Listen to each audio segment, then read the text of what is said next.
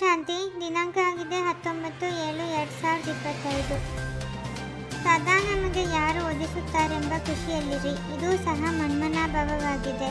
ನಿಮಗೆ ಖುಷಿ ಇದೆ. ನಾವು ನಿನ್ನೆಯ ದಿನ ಕಲ್ಲು ಬುದ್ಧಿಯವರಾಗಿದ್ದೆವು, ಇಂದು ಪಾರಸ ಬುದ್ಧಿಯವರಾಗುತ್ತೇವೆ.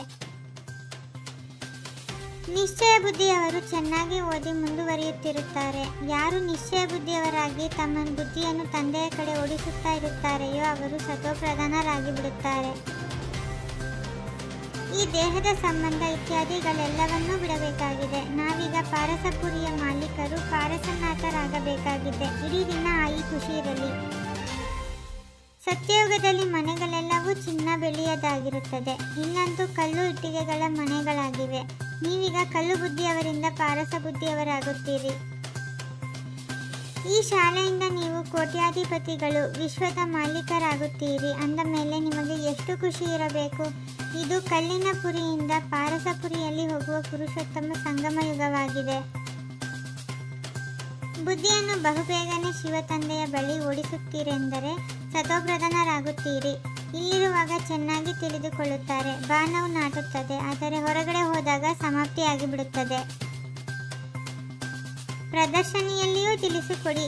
ಸತ್ಯಯುಗ ತ್ರೇತಾಯುಗದ ಕಾಲಾವಧಿಯನ್ನು ಬರೆಯಲಾಗಿದೆ. ಇದರಲ್ಲಿ 2500 ವರ್ಷಗಳವರೆಗೆ ಸಂಪೂರ್ಣ ನಿಖರವಾಗಿದೆ.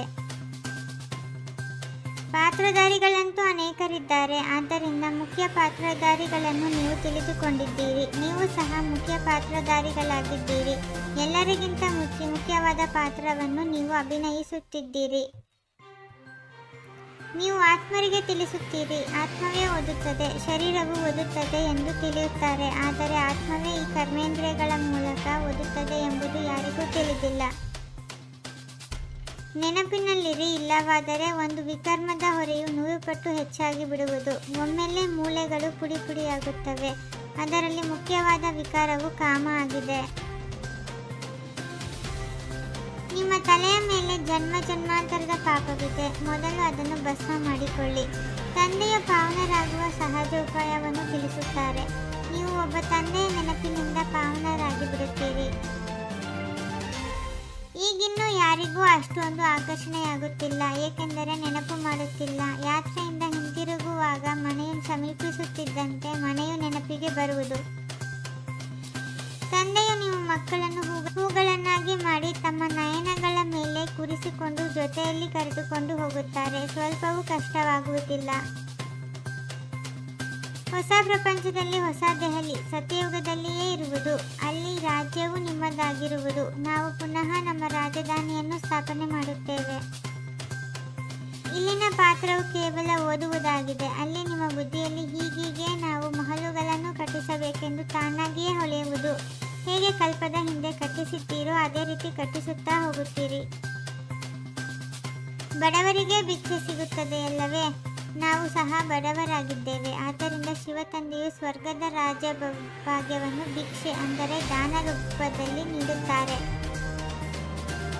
ಭಗವಂತನು ಸ್ವರ್ಗದ ರಾಜಧಾನಿಯನ್ನು ಸ್ಥಾಪನೆ ಮಾಡುತ್ತಾರೆ. ನಾವು ಅವರ ಮಕ್ಕಳಾಗಿದ್ದೇವೆ. ಅಂದ ಮೇಲೆ ನಾವೇಕೆ ನರಕದಲ್ಲಿದ್ದೇವೆ? ಇದು ಯಾರ ಬುದ್ಧಿಯಲ್ಲಿಯೂ ಬರುವುದಿಲ್ಲ.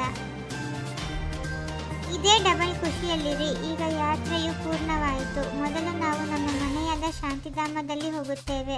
ನಂತರ ನಮ್ಮ ರಾಜಧಾನಿಯಲ್ಲಿ ಬರುತ್ತೇವೆ. ತಲೆಯ ಮೇಲೆ ಜನ್ಮ ಜನ್ಮಾಂತರದ ಯಾವ ಪಾಪಗಳ ಹೊರೆ ಇದೆಯೋ ಅದನ್ನು ಭಸ್ಮ ಮಾಡಿಕೊಳ್ಳಬೇಕಾಗಿದೆ.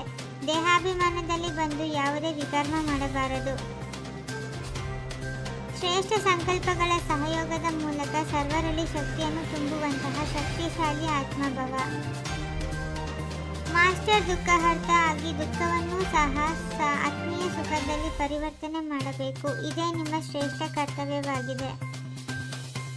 ಉದಾಸವಾಗುವುದು, ಹೃದಯ ವಿದೀರ್ಣವಾಗುವುದು ಹಾಗೂ ಖುಷಿ ಮಾಯೆಯಾಗುವುದು, ಇದು ಸಹ ಒಂದಕ್ಕೆ ಬಹಳಷ್ಟು ಪಟ್ಟು ಅನುಭವ ಮಾಡುವಿರಿ.